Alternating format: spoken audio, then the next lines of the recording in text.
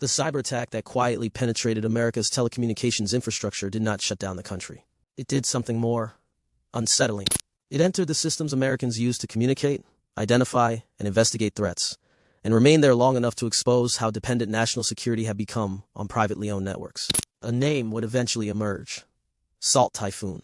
By the time the FBI and CISA publicly described a broad Chinese-affiliated cyber-espionage campaign in November 2024, investigators had already discovered that the breach involved multiple telecommunications companies, customer call record data, private communications involving a limited number of people connected to government and political activity, and information tied to court-authorized U.S. law enforcement requests. The first question was not who had hacked America's phone networks. The first question was how much of America's communications infrastructure had already been visible to someone else. In Washington, the public explanation arrived in carefully chosen language. Officials said the investigation was continuing. They warned that the government's understanding of the compromise would grow. They did not announce a blackout, a destroyed power grid, or a military emergency. Instead, they described something quieter: access, surveillance, and stolen information. That restraint created confusion. If Americans' calls had not been universally recorded, what exactly had been taken? If only a limited number of individuals were directly targeted, why were officials treating the operation as a national security crisis? And if the attackers had reached systems used for lawful surveillance, could they see not only communications, but which communications American investigators were legally trying to obtain? The answers were not released in one dramatic announcement. They emerged through government statements, congressional inquiries, company disclosures, and reporting from multiple outlets. In December 2024, a senior White House official said at least 8 American telecommunications firms and networks in dozens of countries had been affected by the campaign. The number mattered, but the architecture mattered more. The attackers were not breaking into one company and stopping there. They were moving through an ecosystem built on shared infrastructure, trusted connections, and systems designed to give authorized investigators access to communications. The first warning had arrived before the public understood the name: Salt Typhoon. CISA had already warned about Chinese state-sponsored actors targeting internet-facing systems and critical infrastructure.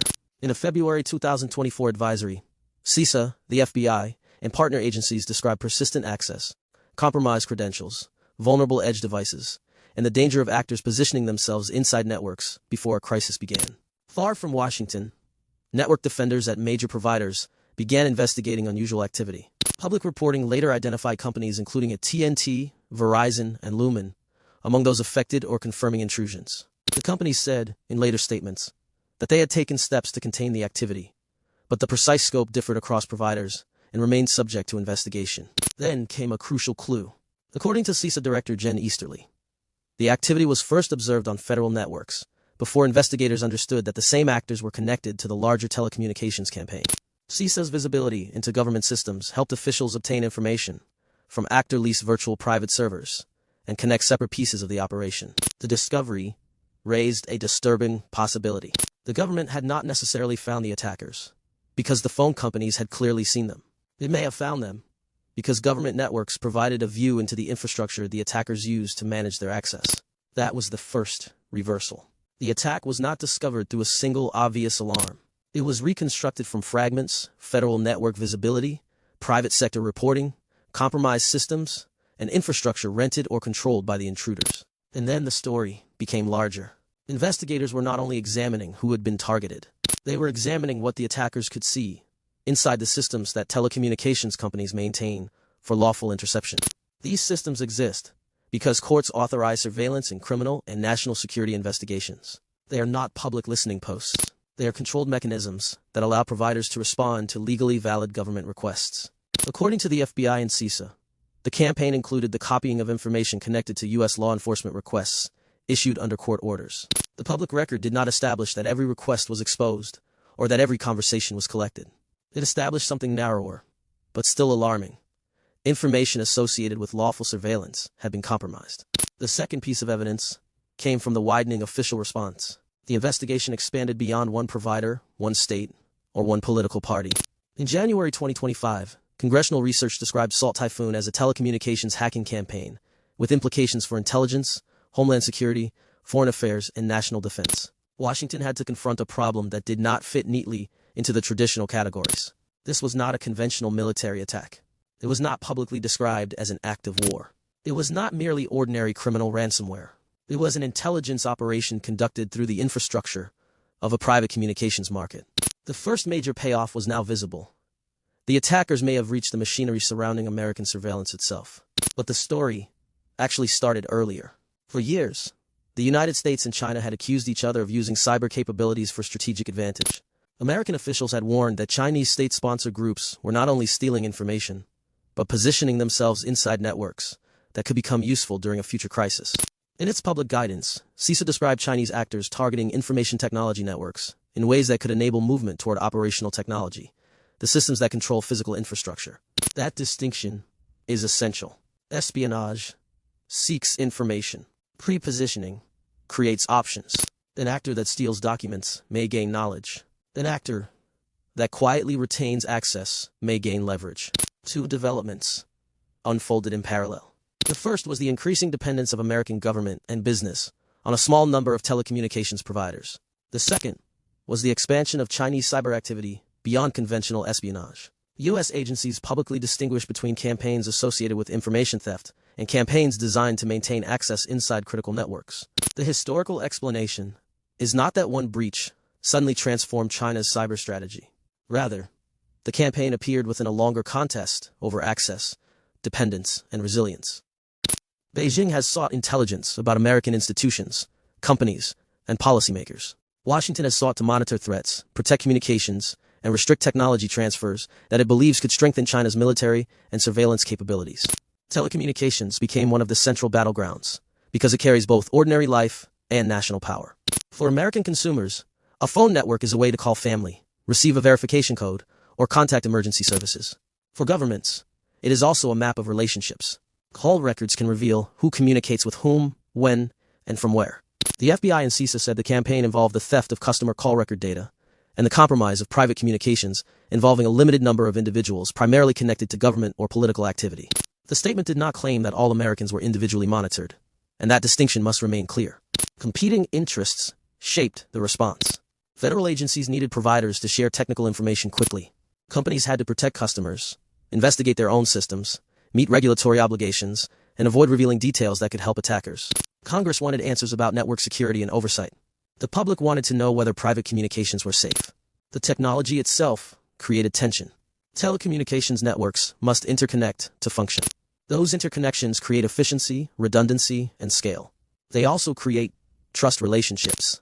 If an attacker compromises one provider or a shared access point, movement across connected environments can become easier. That does not mean every connected company was equally compromised. It does mean that the security of one provider can affect the risk faced by another.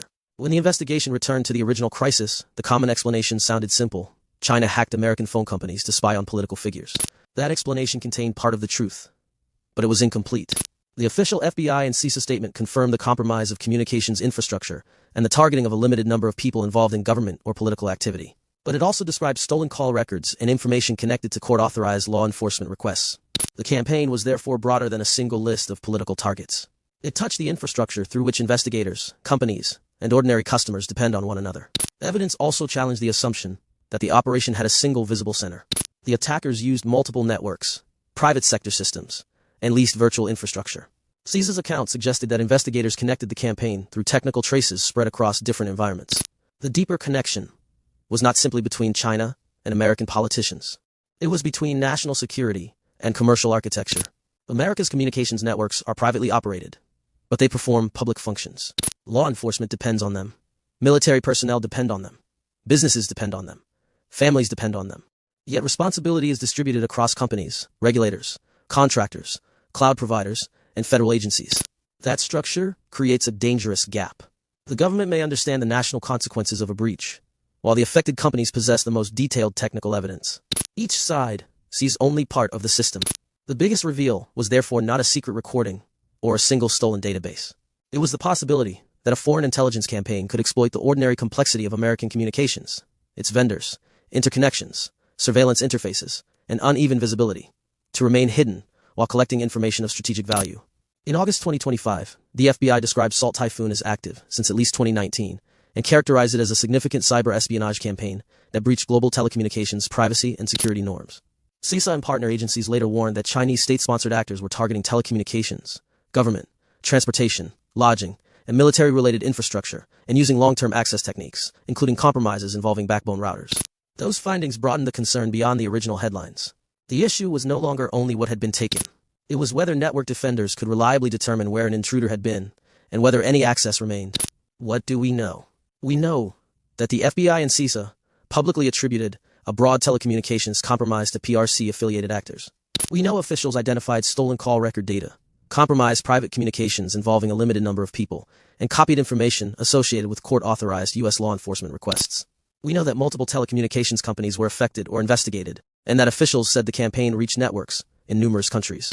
We know that U.S. agencies had warned about Chinese actors maintaining persistent access inside critical networks and exploiting exposed systems, credentials, and edge devices. We know that investigators connected the broader campaign through activity observed on federal networks and through infrastructure associated with the attackers. What do we not know? The public record does not establish that every American's calls were recorded. It does not prove that every telecommunications provider was compromised in the same way. It does not publicly demonstrate that the campaign was coordinated with any specific military operation, political event, or future act of sabotage. There is no public evidence establishing that every related cyber incident was coordinated. Similar tactics, overlapping targets, or close timing are not proof of a single command structure.